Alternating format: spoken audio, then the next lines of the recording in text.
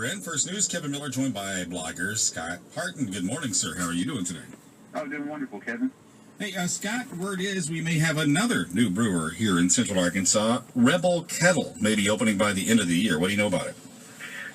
Rebel Kettle's a bunch of good guys that everybody around here kind of knows from the beer scene. They've been at a lot of festivals in the last year or so. They've finally gotten to the point where their construction's coming along enough that it feels like they're getting ready to open by the end of the year. They've kind of got their business plan laid out. They've got a lot of their beers they've more or less perfected. And it's looking like it's going to be a really, really good place. It's going to be over there near where Lost 40 already is on 6th Street. So we've kind of got a little beer district growing over there pretty quickly. How many brewers are there now in Central Arkansas? Oh, boy, I think we're up to 7. 7 breweries just around the Central Arkansas alone, and there's a couple down around Hot Springs. Right. Another one's looking to go in Southern Arkansas. We're really expanding in the state. Beer is popping. Yeah, and it's causing everybody to get better because all these new places are coming out and they're trying new crazy things. Like Rebel Kettle has a bunch of crazy stuff, so everybody's making bigger and better and wilder beers now.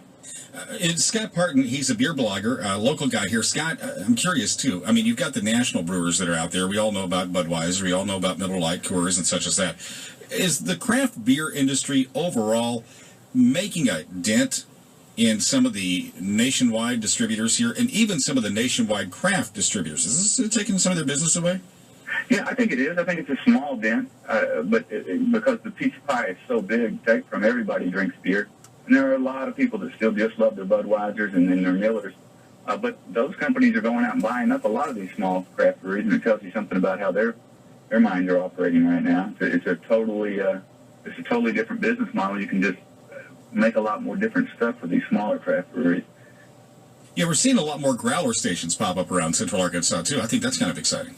Yeah, that's another good thing. A lot of states don't even have these laws where you can go into grocery stores now and get fill growlers. You can go into liquor stores and fill growlers. I've even seen a lot of little service stations. And that's something a lot of the states are pretty envious of Arkansas for being able to do. We're leading the way. We are leading the way in something. We want our beer. Scott Parton, beer blogger. Hey, Scott, some flavors that are out there, maybe some of the local brewers putting out for fall or maybe the cooler weather. You got any ideas on those? Well, it is that time of the year. A lot of Oktoberfest beers out there. They're Martins. They call them Oktoberfest here in America a lot.